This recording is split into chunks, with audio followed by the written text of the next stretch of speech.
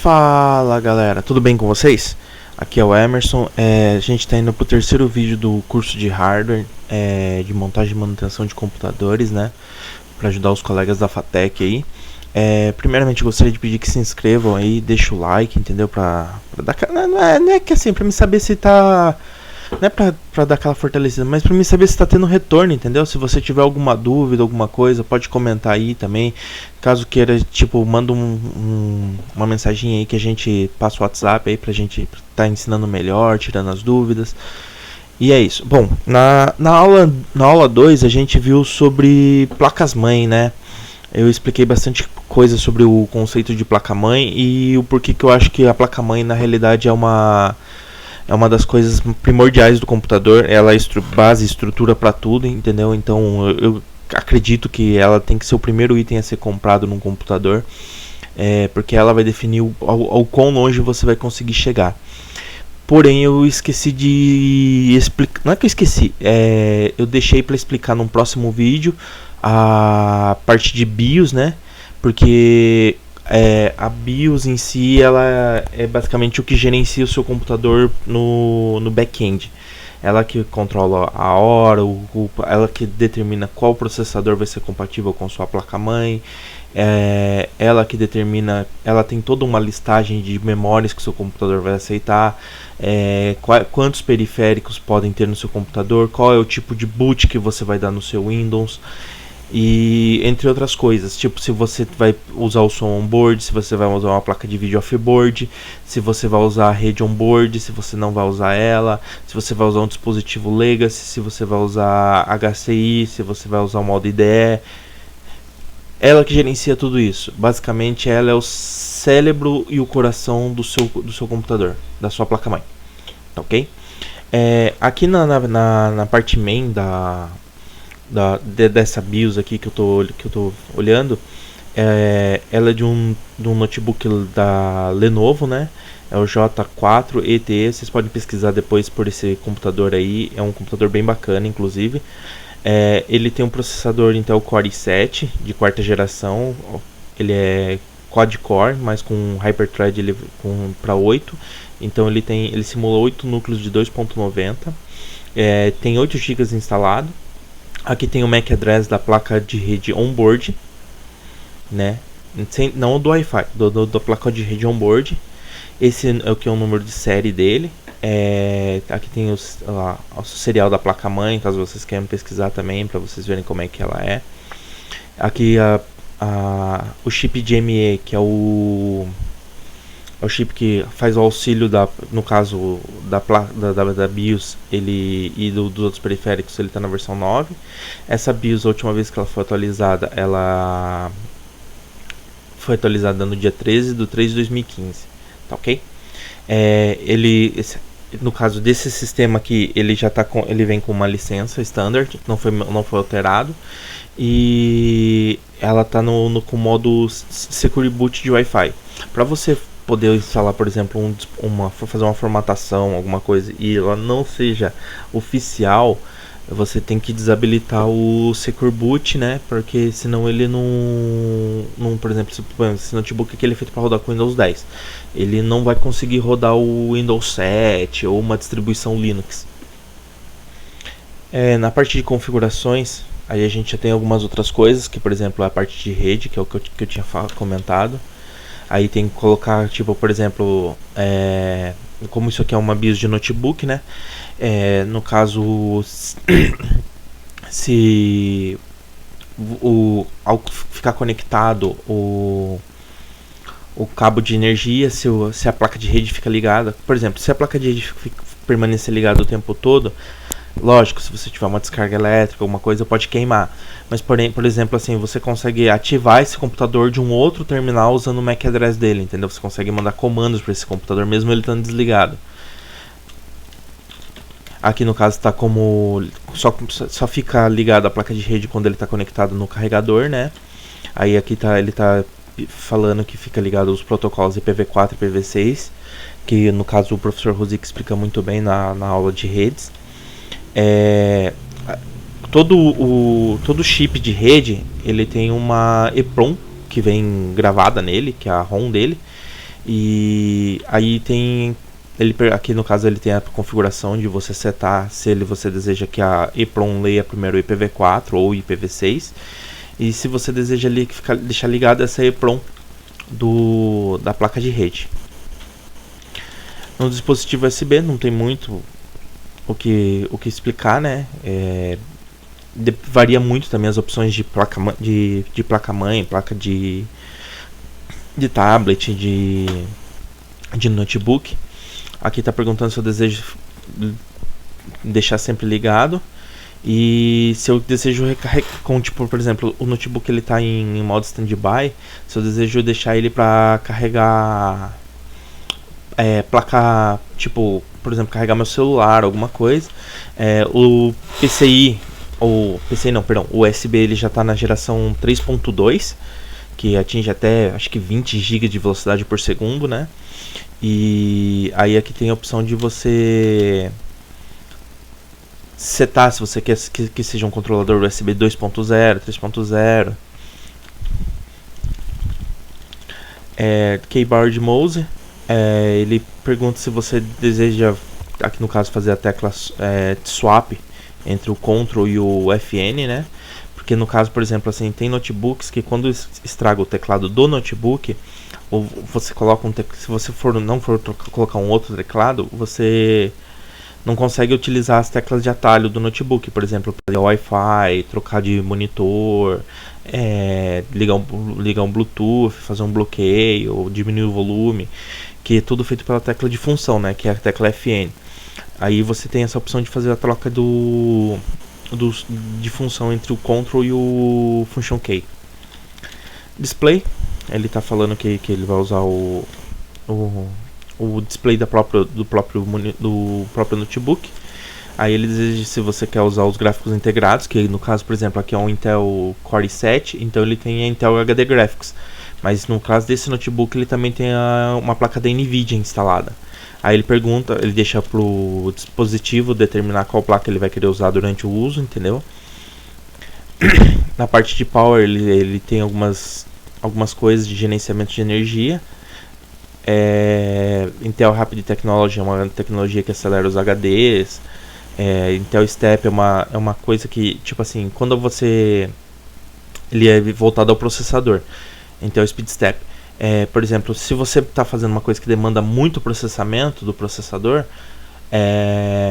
ele automaticamente ativa o modo de performance do notebook. Se você não estiver fazendo nada, só estiver vendo um vídeo, alguma coisa que não consuma tanto assim do processador, ele faz uma otimização, ele desliga algumas coisas do processador para que você consuma o mínimo possível de energia. Aí aqui é sobre Drive Optical, CPU Manager, Power Manager, aí o notebook que gerencia a energia, né? Aí aqui tem também para você desabilitar os gráficos e tudo mais. Selecionar se você quer, tipo, quando você não tiver com nada, com um conector ligado, quando a bateria estiver acabando, o notebook se autodesliga, entendeu? E se caso você não mexa em nada, o computador depois de 3 horas ele entra ele realmente dorme, entendeu? Aqui no Entry After. Beep Alarm, isso aqui é, por exemplo, se você acessar alguma coisa na BIOS, alguma coisa, ele faz o beep. E tem o Keyboard Beep, né, que no caso é quando você tá ligando o PC, se você segurar qualquer tecla, você pode fazer isso com qualquer computador. Se você segurar por exemplo, uma tecla ele fica fazendo um beep, tipo, que é coisa de repetição, para você saber que tem alguma coisa apertada no teclado. Serial SATA, aqui tem HDCI, que no caso é o mais utilizado hoje para modo de operação dos HDs, né, e SSDs. E tem o modo Compatibility, que no caso é o modo IDE que eu comentei anteriormente. Na parte de data, a hora não tem nada a ver, não sei por que foi pra cá também. Espera lá, CPU. Aqui você consegue, no caso do CPU, em algumas BIOS você consegue setar o clock, fazer mudar as voltagens do processador, mas como isso aqui é um notebook, então não tem essas opções. E eu até aconselho que você não mexa muito se você não entender o que você está fazendo, Porque dependendo conforme você altera essas configurações, se o processador não for compatível, o computador não boota, ele não liga. Aí você tem que resetar a BIOS, tirar a bateria da BIOS, que é a bateria que guarda as informações, tipo, faz a BIOS manter as informações guardadas. Esperar um tempo, para daí você ligar de novo o computador e ele voltar ao default. Mas do contrário, ele não... Se você mexer numa coisa errada aqui, você não consegue fazer o overclock. E aqui, por exemplo, a função de hyperthreading é aquilo que ele simula que você tem, tipo, por exemplo, eu tenho um processador que ele é 2 núcleos, ele vai simular que ele tem 4. Não são todos os processadores que são compatíveis, inclusive tem processadores da linha Core que não tem isso ativado por padrão. Por padrão não, não tem a função no processador, então não adianta você tentar habilitar isso, que você não vai ganhar os outros núcleos simulados. E o Core Multiprocessing, ele simplesmente determina se você vai querer usar tipo single core num processador, ou se você vai querer usar um multicore, que no caso, por exemplo, se você tiver um i7, ele tem 4 núcleos, se você deixar habilitado, ele vai usar os 4, e caso você não tenha, ele vai usar um núcleo só do processador. E a Smart Connect da Intel é simplesmente caso você tenha uma televisão, alguma coisa que seja compatível com isso, aí ele faz esse tipo de conexão entre os dispositivos. Nada de diferente. Hora e data, não tem segredo, é só para alterar a data e a hora mesmo. Quando o seu computador, suponhamos que a bateria tenha acabado. Hoje em dia com o Windows 10 resolveram esse problema. O Windows 10, quando ele inicia, ele já conecta um servidor na web, caso você tenha internet, e ele já arruma a hora para você. Mas tipo no Windows 8, no Windows 7 e os mais antigos, quando acabava a bateria da BIOS, aí ele fica dando, quando você liga, ele dá aquela mensagem de press F1 para ir para BIOS. Ele perde as configurações de data e hora. Com isso você não conseguia navegar na internet até você arrumar a hora, entendeu? Aqui tem as configurações de segurança, que no caso é para você colocar uma senha na BIOS e fazer a segurança tipo de um HD, alguma coisa, fazer o update da BIOS, fazer a proteção das memórias. Isso é em caso de roubo, essas coisas assim. Na virtualização, alguns produtos, por exemplo, tipo o VirtualBox, essas coisas assim, você tem que habilitar essas opções de virtualização, porque senão você não consegue rodar um sistema virtual dentro da sua máquina. O VTD é a virtualização da Intel junto com a Microsoft. Eles são recursos que, por exemplo, assim, se você procurar no seu computador, se você usar Windows, você vai ver que tem conexão remota. Você usa esse quadradinho para você fazer esse tipo de conexão em outro computador sem precisar instalar nada. Aí você consegue mexer em outra máquina desde que seja o Windows ou no Azure com esses recursos. Aqui ele faz uma checagem de segurança dos dispositivos que você tem, que no caso, como é um notebook, ele tem slot de cartão, microfone, detector de digitais, Bluetooth, Wi-Fi, anti-thief. Eu já peguei um notebook uma vez para formatar, ele estava com anti-thief habilitado e eu não sabia, não conhecia essa tecnologia na época. Geralmente quem usa o anti-thief é a Lenovo e a Dell. Então quando você vai formatar o notebook, ele habilita o anti-thief, aí você não consegue acessar BIOS, você não consegue fazer nada no notebook. Mesmo que você dê o comando para formatar, ele não formata, ele habilita uma antigravação no HD. E somente eles conseguem remover esse tipo de coisa. Mesmo que você troque a BIOS, isso daí fica gravado na ME da placa-mãe. E daí, infelizmente, não há muito o que ser feito. E o Secure Boot é aquilo que eu falei. Aqui está desabilitado, né? Porque no caso aqui não está instalado o Windows 10 original. Aí se você habilitar ele não consegue dar boot tipo no Windows 7, no Linux. Ele só vai dar boot no Windows, no sistema que já veio previamente instalado. Aí você tem a opção de restaurar as keys do HD, caso você queimou o HD do seu computador. Você consegue, fazendo isso aqui, você instala de novo as keys numa partição de segurança do HD, para que você consiga instalar de novo o sistema operacional e tudo, e manter tudo funcionando direitinho. Na parte de startup, você consegue selecionar o boot, no caso aqui ele está primeiro para dar um boot no CD, num dispositivo externo de CD, depois num pendrive, depois no leitor, depois no HD. Caso tenha um outro HD, ele vai tentar dar boot nisso, depois ele vai tentar dar boot em um outro pendrive e por último na placa de rede. Tem empresas que utilizam sistemas externos, aí você dá boot pela placa de rede, tá ok?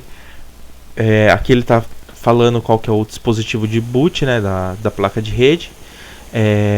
No caso aqui o Wi-Fi boot tá em both. Daí ele dá tanto dispositivos Wi-Fi como dispositivos de legacy, né, que no caso são dispositivos antigos. Ele está setando a prioridade como legacy first. O CSM ele está desabilitado porque eu por causa do CSM, na realidade ele é para fazer diagnóstico no dispositivo. Se o dispositivo tiver com algum defeito, ele não dá boot. O boot mode está quick. Aí ele não faz os diagnósticos, né? Muitas placas. Sabe quando você liga o computador e aparece, tipo, nos computadores mais antigos aparecia a contagem de memória subindo e tal? Então, é exatamente isso. Se você deixar em diagnóstico, ele vai fazer todo um diagnóstico no computador antes de ligar. Option Key é tipo quando você liga no caso do Wi-Fi não aparece, mas por exemplo, se você estiver usando a BIOS como ela está aqui no modo Legacy, ela aparece lá, pressione F11 para entrar no boot, F2 para entrar na BIOS. Aí aqui está no caso o boot device, que é o F12, né, que você aperta F12 e você selecionaria um dispositivo, e o order lock. Se você ligar isso aqui, você não consegue alterar a ordem do dispositivo de boot, tá ok? Sobre BIOS é isso que eu queria passar para vocês, entendeu? E espero que tenham gostado do vídeo e falou!